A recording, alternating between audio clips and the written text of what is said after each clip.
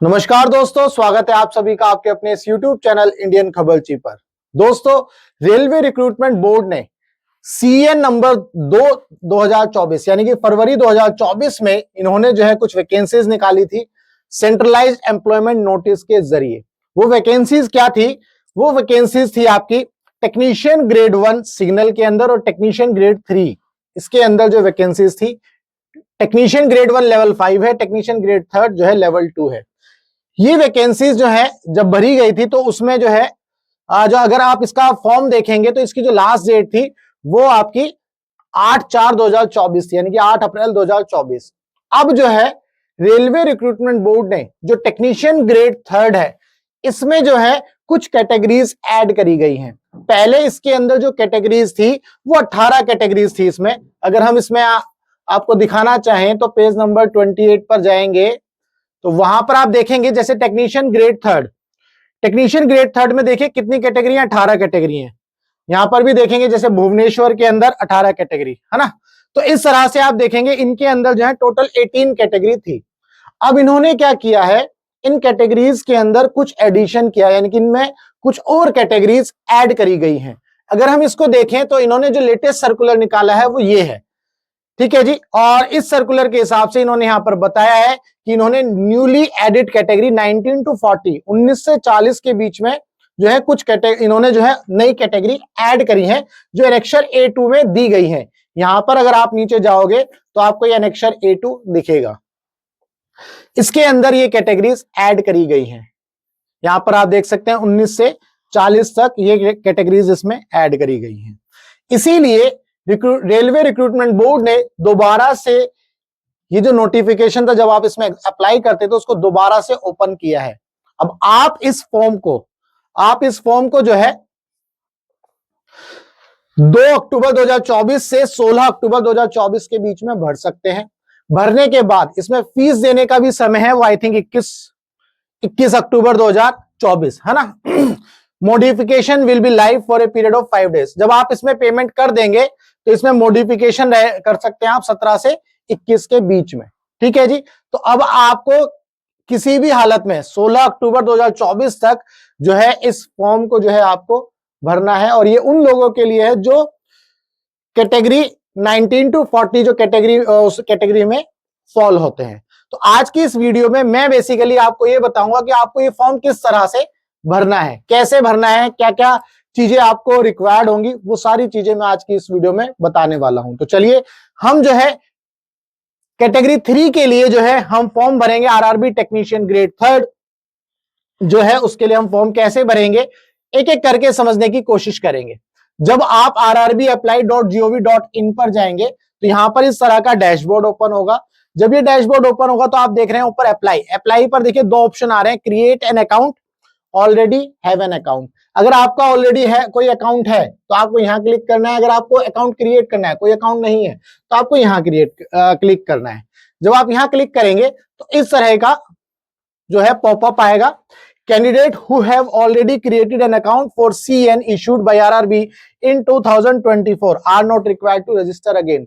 2024 के अंदर इन्होंने जितने भी CN इशू किए हैं, अगर उस दौरान किसी कैंडिडेट ने रजिस्टर किया है तो उसको दोबारा से रजिस्टर करने की जरूरत नहीं है। अगर किसी ने रजिस्टर नहीं किया है तो यहां पर ओके पर क्लिक करना है। अब हम मान लेते हैं कोई ऐसा व्यक्ति, कोई ऐसा स्टूडेंट या कैंडिडेट जो पहली बार इसके ऊपर रजिस्टर करेगा तो उसने ओके पर क्लिक किया। अब यहां पर कैसे रजिस्टर करना है वो सारी बातें यहां पर देखेंगे। अगर आपका अकाउंट ऑलरेडी बना हुआ है तो आप लॉगिन हियर पर क्लिक करेंगे, ठीक है। और अगर नहीं बना है तो आप जो है क्रिएट अकाउंट पर जाएंगे। सबसे पहले यहां पर आप देख रहे हैं कंट्री ऑफ नेशनैलिटी, आप कंट्री सिलेक्ट कर लेंगे। इसके बाद अपना फुल नेम यहां पर डालेंगे। फुल नेम वो डालना है जो आपके क्लास 10th के सर्टिफिकेट में होगा। यहां पर रीटाइप कर देना अपना फुल नेम। इसके बाद have you changed your name, कभी आपने अपना नाम चेंज किया है क्या, तो नो करेंगे। अगर यस किया तो यस करेंगे। डेट ऑफ बर्थ यहां पर डालेंगे जो 10th के सर्टिफिकेट में होगा। Retype of date of birth दोबारा से। सिलेक्ट जेंडर, आप मेल हैं फीमेल हैं वो आप यहां सिलेक्ट करेंगे। यहां पर भी रीसिलेक्ट जेंडर, ठीक है जी। फादर नेम, जो आपके फादर का नाम है वो लिखना है, जो आपके 10th के सर्टिफिकेट में होगा वो लिखना है। देन रीटाइप फादर नेम, यहां पर फादर नेम जो है रीटाइप करना है। इसके बाद मदर नेम, ठीक है, यहाँ पर देख लेते हैं, इसको ड्रॉ करते हुए हम जो है, यहाँ पर आप मदर नेम भरेंगे, यहाँ पर भी आप मदर नेम जो है रीटाइप करेंगे। तो बाकी चीजें आई थिंक क्लियर है। इसके बाद आगे बढ़ेंगे, फिर आपको क्या करना है, आपको अपना आधार नंबर यहाँ पर फिल करना है। जब आप अपना आधार नंबर फिल करेंगे तो वेरीफाई यूजिंग आधार, आपको आधार के जरिए क्या करना है, वेरीफाई करना है। तो अगर नहीं है, I do not have Aadhaar card, तो आपका वेरिफिकेशन नहीं होगा। तो आधार कार्ड होना जरूरी है, आजकल तो सबका आधार कार्ड बना हुआ है।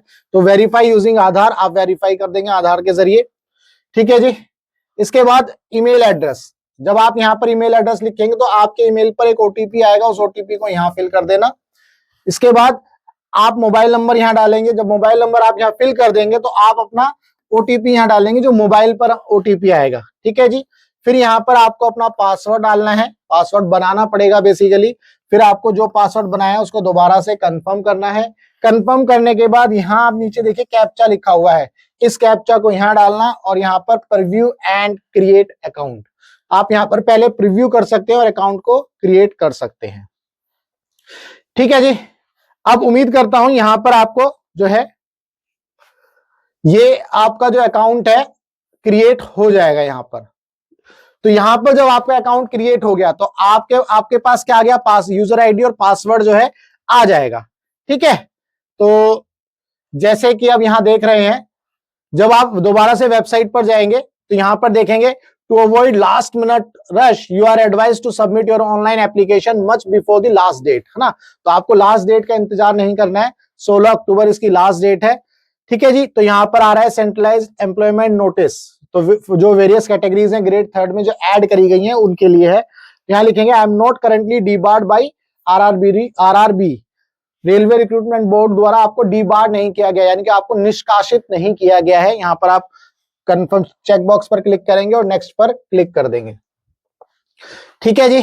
तो जब आप नेक्स्ट पर क्लिक करेंगे तो इस तरह से आपका जो पेज है वो ओपन होगा। ये लॉगिन होने के बाद है, ठीक है। आपके पास जो है आपका रजिस्ट्रेशन नंबर आ जाएगा, यूजर आईडी और पासवर्ड आ जाएगा, मेल पर आ जाएगा और मोबाइल नंबर पर आ जाएगा। उसके जरिए आप यहाँ पर इसको लॉगिन करेंगे। लॉगिन करने के बाद आपसे बोल रहा है पर्सनल डिटेल, आपकी देखिए जो पर्सनल डिटेल है वो यहाँ पर ऑलरेडी फिल होकर के आएगी। कंट्री क्या है, इंडिया, डेट ऑफ बर्थ आपकी आ जाएगी और 1/7/2024 के आसपास, यानी 1/7/2024 को क्या एज है आपकी, 25 साल 8 महीने 15 दिन, ठीक है। तो ये एज जो है आपकी यहाँ पर पहले से ही होगी, यहाँ कुछ नहीं करना है आपको। तो बेसिकली यहाँ पर जो फॉर्म भरेंगे तो इन स्टेप्स में भरना होगा, ठीक है। यहाँ पर अभी हम जो है पर्सनल डिटेल में जाएंगे। पर्सनल डिटेल में ये सारी चीजें भरेंगे, कंट्री ऑफ नेशनलिटी इंडिया और डेट ऑफ बर्थ आपकी प्री फिल्ड होगी, एज आ जाएगी यहाँ पर, फुल नेम यहाँ पे प्री फिल्ड होगा, जो आपने रजिस्ट्रेशन किया था ना यहाँ पर ये प्री फिल्ड ही होगा, ठीक है। फुल नेम यहाँ चेक कर लेंगे आप और फादर नेम चेक कर लेंगे, mother name, mobile number, email address, male, unmarried है, अच्छा यहाँ पर मैरिटल स्टेटस सेलेक्ट करना है। यहाँ पर रिलीजन क्या है, हिंदू है, जो भी है आपका। Choice of language of examination, Hindi choice करना चाहते हैं या इंग्लिश, ठीक है। तो permanent visible mark of identification, आपको अपने चेहरे पर, हाथ पर कोई ऐसा मार्क होगा जिससे आप आइडेंटिफाई किए जा सकते हैं अगर कभी कुछ हो जाता है तो, ठीक है। Permanent visible mark of identification number 2, तो 2 आइडेंटिफिकेशन मार्क आपको लगाने, हो सकता है किसी के ना हो तो फिर क्या होगा भाई, तो थोड़ा सा सोच के भरिएगा। और ये दोनों मैंडेटरी भी हैं, देखो दोनों के ऊपर एस्टेरिक मार्क लगा हुआ है, गलती से चाकू छुरी मत चला लेना अपने हाथ पे मार्क करने के लिए। इसके बाद आगे बढ़े तो कम्युनिटी डिटेल, कम्युनिटी डिटेल में भाई आप यहाँ देख रहे हैं आप एससी हैं, ओबीसी हैं, एसटी हैं, वो जो है कम्युनिटी डिटेल्स आपको यहाँ पर फिल करनी है। अगर आप एससी कम्युनिटी से हैं तो यहाँ पर सिलेक्ट कर लेंगे, आपका सर्टिफिकेट नंबर आपको डालना होगा, किस डेट को इश्यू हुआ है वो डालना होगा, इश्यूइंग अथॉरिटी कौन है उसका नाम यहाँ पर आ जाएगा। ये आप जब ये ड्रॉप डाउन मेन्यू सिलेक्ट करेंगे तो वहां पर ये सारी चीजें आ जाएंगी। Do you wish to avail free rail travel pass for the exam, of course सही बात है। किसने मतलब आपका जो सर्टिफिकेट है किसने इशू किया, कौन से स्टेट ने, दिल्ली ने, बिहार ने, यूपी ने, कहां पर। Please indicate nearest railway station, आपका जो यहाँ का जो भी जिसने भी ये इशू किया है वहां पर नियरेस्ट रेलवे स्टेशन कौन सा है वो आप यहाँ पर सिलेक्ट कर लेंगे। यहाँ पर फिर आपको अपलोड करना है अपना कास्ट सर्टिफिकेट। जो कास्ट सर्टिफिकेट आप अपलोड करेंगे उसका जो मैक्सिमम साइज है 500 KB से ज्यादा नहीं होना चाहिए, पीडीएफ में होना चाहिए। इसके बाद अगर मान लो आप ओबीसी से हैं, ओबीसी में रिजर्वेशन उनको मिलता है जो नॉन क्रीमी लेयर में होते हैं, क्रीमी लेयर वालों को नहीं मिलता। तो आप ओबीसी हैं तो अदर बैकवर्ड क्लास, तो यहाँ पर आप यस करेंगे क्योंकि नॉन क्रीमी लेयर में आ गए। तो यहाँ पर किस स्टेट ने ये सर्टिफिकेट इशू किया है, again certificate number, date of issue और इशूइंग अथॉरिटी यहाँ पर आप देखेंगे। तो अगर आपने ये नो सिलेक्ट किया है तो यहाँ कुछ नहीं भरना होगा, ठीक है जी। इसके बाद आगे बढ़ेंगे कम्युनिटी डिटेल में। ईडब्ल्यूएस इकोनॉमिकली वीकर सेक्शन है तो सर्टिफिकेट नंबर, इशूइंग अथॉरिटी और डेट ऑफ इशू यहाँ पर आप रखेंगे।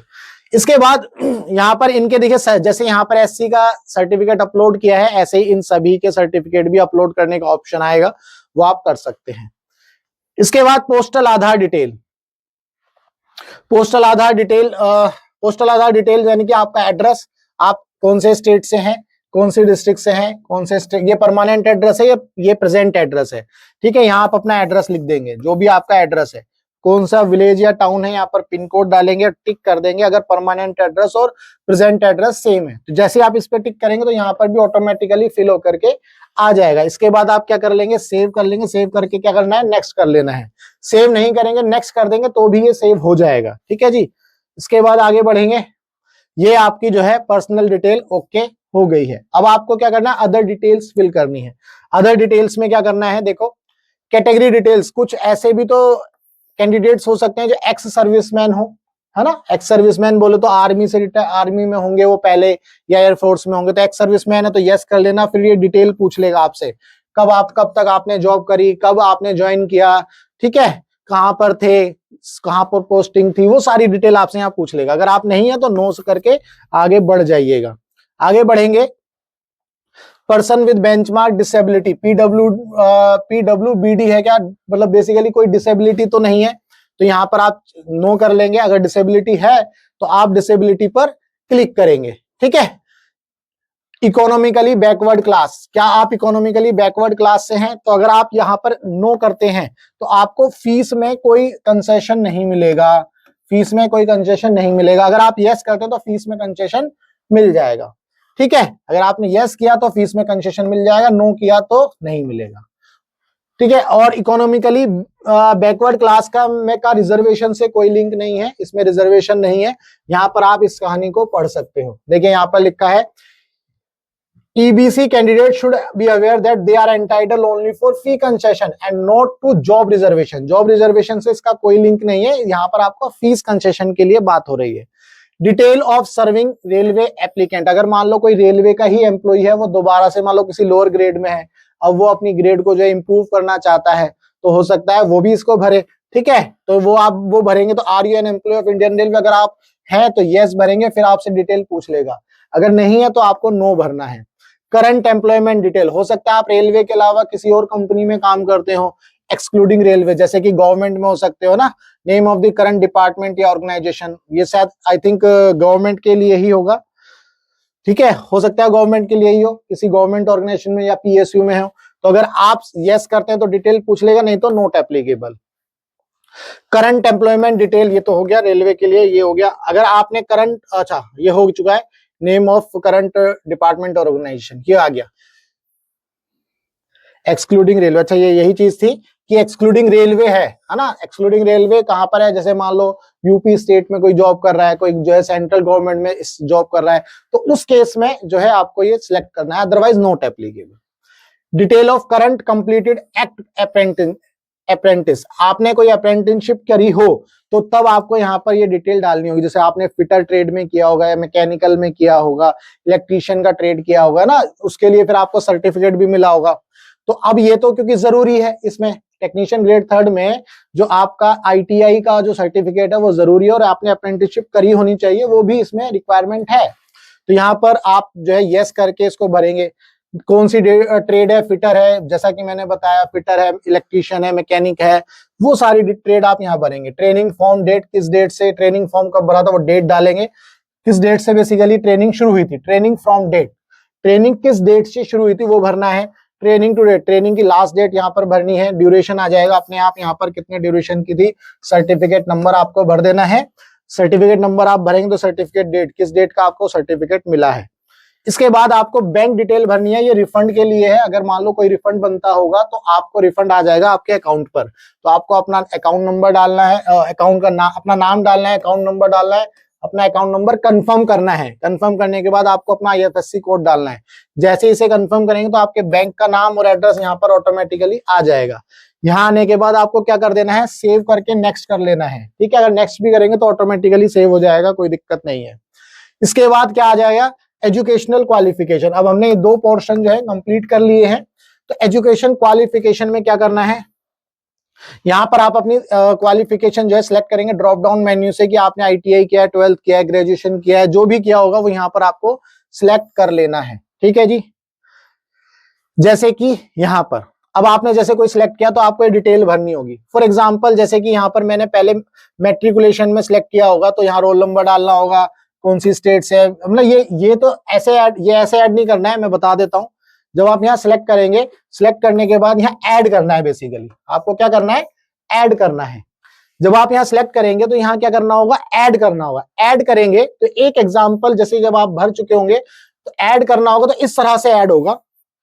ठीक है, देखो ऐड कैसे करना है, जैसे आपने क्वालिफिकेशन सिलेक्ट कर लिया, कौन सी ट्रेड है ना, और कौन सा स्टेट है, कौन सी डिस्ट्रिक्ट है, और नेम ऑफ इंस्टीट्यूट कौन सा है, डेट ऑफ पासिंग कौन सा है, किस ईयर में पास किया, सर्टिफिकेट इशूड बाय, किसने आपको इशू किया सर्टिफिकेट, सर्टिफिकेट टाइप, कौन से टाइप का सर्टिफिकेट है। जब आप यहाँ ऐड पर क्लिक करेंगे तो आपको ये लाइन इस तरह से दिखने लगेगी। ये जो लाइन है इस तरह से आ जाएगी आपकी। अब इसके अलावा कोई और जो है क्या बोलेंगे, दूसरी कोई दूसरी और क्वालिफिकेशन है, मान लो ITI के बाद आपने जो है पॉलिटेक्निक भी कर ली है, तो आप यही दोबारा से ऐड पर जाएंगे। जब ऐड पर जाएंगे तो दोबारा से ऐसे ओपन होगा, ये सारी चीजें आपको दोबारा से फिल करना है। फिल करने के बाद जैसे ही दोबारा ऐड करेंगे तो ये ऑटोमेटिकली यहाँ पर एक और रो बन जाएगी। ठीक है, इस तरह से आपको जो है ये फॉर्म भरना है। तो ये क्वालिफिकेशन होंगी। जैसे ही आप ऐड करने के बाद नेक्स्ट पर जाएंगे तो आपकी जो क्वालिफिकेशन है वो बेसिकली क्या हो जाएगी, वो क्वालिफिकेशन जो है आपकी ऐड हो गई। नेक्स्ट करने के बाद यहां पर आप देख सकते हैं हम किस पे जाएंगे, अपलोड प्रोफाइल डॉक्यूमेंट। डॉक्यूमेंट को अपलोड करना है। जब आप नेक्स्ट करेंगे तो ऑटोमेटिकली इस तरह से पेज ओपन होगा।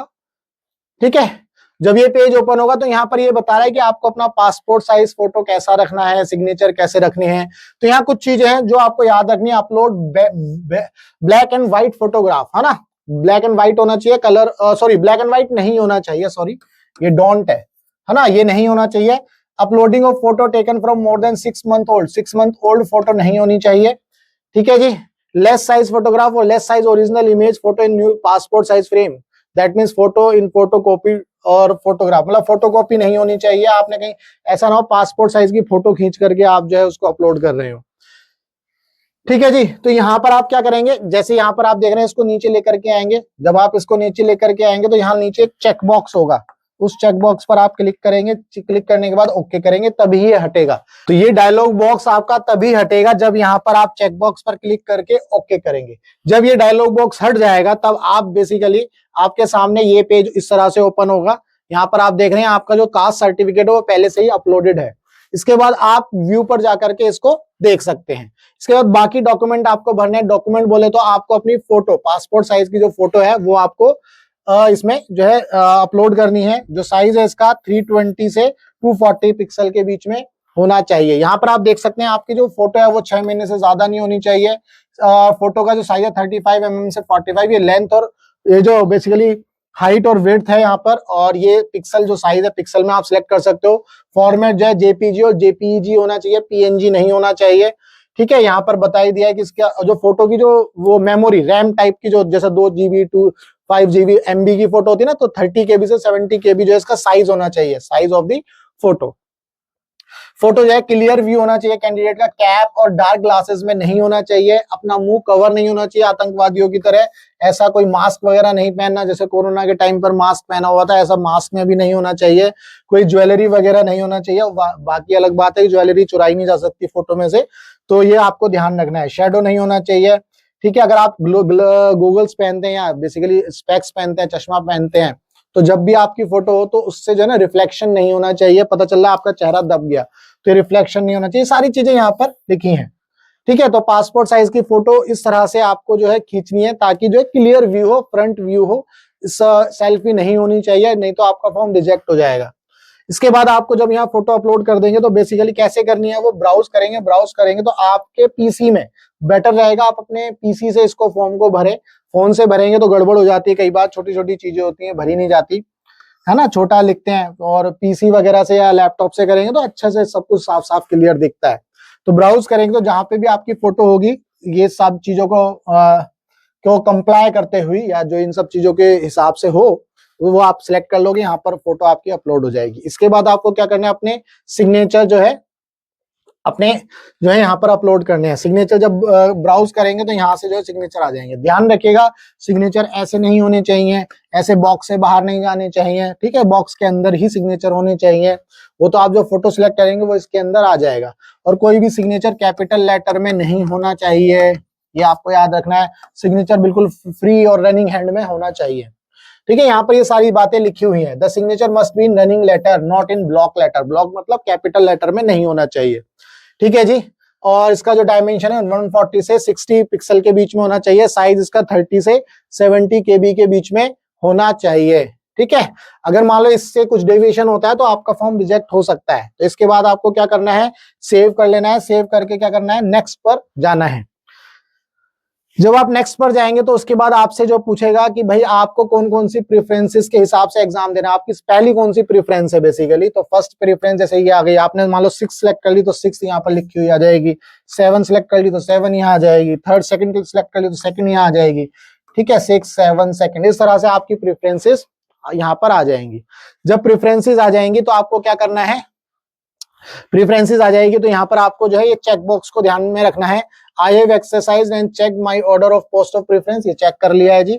आई एम नॉट करंटली डीबार्ड, ये आपने पहले ही जो है इसको चेक किया था शुरुआत में जब फॉर्म भरने से पहले कि आरआरबी की तरफ से तुम्हें जो है कभी भी डीबार्ड या निष्कासित नहीं किया गया है।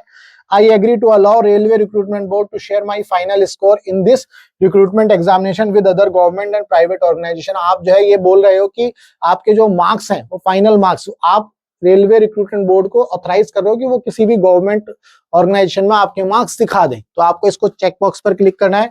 इसके बाद I hereby declare that I have gone through the eligibility criteria for the post and I meet the requisite eligibility condition. I understand that in case any information submitted might be is incorrect or concealed, I shall be liable for immediate disqualification। तो यहाँ पर ये check box पर click करके आपको अपना place लिखना है, दिल्ली कौन सा है, बिहार है, जो भी है, यहाँ पर आपके सिग्नेचर जो है आ जाएंगे ना, ये पहले ये आएंगे आपके पास। फिर आपको क्या करना है, प्रीव्यू कर देना है एप्लीकेशन पर। जब आप प्रीव्यू करेंगे तो आपके सामने एप्लीकेशन इस तरह से जो है डायलॉग बॉक्स ओपन होगा और इसमें जो है आपकी एप्लीकेशन इस तरह से दिखेगी। कम्युनिटी क्या है, नेम क्या है, आप ये सारी चीजें जो है यहाँ पर आप अपनी चेक कर लीजिएगा। जब आप यहाँ पर अपनी सारी चीजें चेक कर लीजिएगा और यहाँ पर देखिए डिक्लेरेशन पे चेक बॉक्स पे सब पर चेक होगा। उम्मीद करता हूं यहाँ तक आप सारी चीजें चेक कर लेंगे। अगर यहाँ पर कुछ भी, और यहाँ प्रेफरेंसेस जो है आपकी लिखी होंगी, जो भी प्रेफरेंसेस आपने भरी होंगी। इसके बाद आपको क्या करना है, लास्ट में एक और चेक बॉक्स पर क्लिक करना है, I have recheck the above detail and found correct, ठीक है। यहाँ पर चेक बॉक्स पर क्लिक करेंगे तो आप क्या करेंगे, यहाँ पर सबमिट पर क्लिक करेंगे। सबमिट पर क्लिक करने के बाद देखो फिर से डायलॉग बॉक्स ओपन होगा, applicant will not be able to make any correction in online application after submission. Submission के बाद दोबारा से आप कोई भी करेक्शन नहीं कर सकते हैं। तो इसीलिए आपको क्या करना है, जब आप सबमिट करेंगे तो ध्यान रखिएगा, अगर कुछ अपडेट करना है तो कैंसिल करके दोबारा से अपडेट कर लीजिएगा, ठीक है। तो यहाँ पर आप सबमिट कर देंगे। सबमिट करने के बाद आपका फॉर्म सबमिट हो जाएगा। कैसे होगा ये देखिए, सबमिट होने के बाद अब आपको पैसे भी देने हैं। पैसे देने हैं कितने, 250 रुपए। 250 रुपए कैसे देंगे, यहाँ पर जो है पेमेंट डिटेल, एप्लीकेंट फी, CN नंबर जो भी है उसके लिए डिटेल आ जाएगा। पे विद SBI ई पे, SBI ई पे से कर दीजिएगा। जब आप SBI ई पे कर देंगे तो वहां पर जो है फिर UPI की और इंटरनेट बैंकिंग के हिसाब से जो है आपको पेमेंट करनी होगी, है ना। For proceeding payment acknowledge and degrees that the payment made or please, मतलब यहाँ पर डिटेल लिखी है तो करना ही है आपको, यहाँ पर एग्री करना, मतलब आई एग्री और फिर प्रोसीड कर देना। कुछ नहीं है, यहाँ पैसे तो देने ही पड़ेंगे, एग्जाम देना है तो। जब आप यहाँ सिलेक्ट कर लेंगे तो आप यहाँ पर देख रहे हैं, ठीक है, तीनों ऑप्शन आपको दिए गए हैं, debit card, internet banking, UPI, Paytm वगैरह। तो यहाँ से आप बहुत आसानी से पेटीएम से कर सकते हैं, सबसे आसान। ठीक है, यहाँ पर आपको डिटेल दिख जाएगी, क्या ऑर्डर नंबर है, कितना अमाउंट है, ये सारी चीजें जो है आप यहाँ पर देख सकते हैं। अब भाई जब आपके सामने मान लो पेटीएम से करो तो स्कैनर आ जाएगा, पेटीएम आईडी डालने को मिल जाएगी, उस तरह से आप जो है अपनी पेमेंट इसमें कर सकते हैं। जब आपकी पेमेंट हो जाएगी तब आपका फॉर्म फाइनली सबमिट हो जाएगा और सारी डिटेल मतलब सबमिट हो जाएंगी, तब आपका फॉर्म ये सबमिटेड माना जाएगा। इस वीडियो के अंदर बेसिकली मैंने ये आपको बताया कि आपको जब टेक्नीशियन आरआरबी टेक्नीशियन ग्रेड 3 के लिए जब आप भरेंगे तो कैसे कैसे भरना है, कैसे आपको मतलब आपको रजिस्टर करना है और किस तरह से, सारे प्रोसेस जो है मैंने आपको डिटेल में समझाए हैं। अगर आपको इसके बावजूद भी कोई डाउट होता है तो आप क्या करना है, इस वीडियो में कमेंट करना, हम आपके कमेंट को देखेंगे और उसको जो है जरूर रिप्लाई करेंगे। बेसिकली हो सकता है आपको फॉर्म भरने में दिक्कत ना है, लेकिन आपको हो सकता है एलिजिबिलिटी में दिक्कत आए कि सर इसमें एलिजिबिलिटी क्या है, सर मैं एलिजिबल हूं या नहीं, मैंने सर ये वाली ट्रेड से आईटीआई करी है, क्या मैं एलिजिबल हूं या नहीं, सर मेरी डेट ऑफ बर्थ ये है, क्या मैं एलिजिबल हूं या नहीं, सर मैं ओबीसी नॉन क्रीमी लेयर में आता हूं लेकिन मेरे मम्मी पापा की सैलरी ये है। मतलब इस तरह के जो सवाल हैं वो आपके हो सकते हैं, और किसी के नहीं है तो अच्छी बात है, हो सकते हैं। तो आप जो है इस वीडियो में कमेंट करना, और इस वीडियो के कमेंट के माध्यम से हम जो है आपके जो डाउट हैं या जो भी क्वेश्चन है उनको जरूर सॉल्व करेंगे। तो चलिए मिलेंगे हम अपनी नेक्स्ट वीडियो में, तब तक के लिए goodbye, tata, take care, जय हिंद एंड बेस्ट ऑफ लक।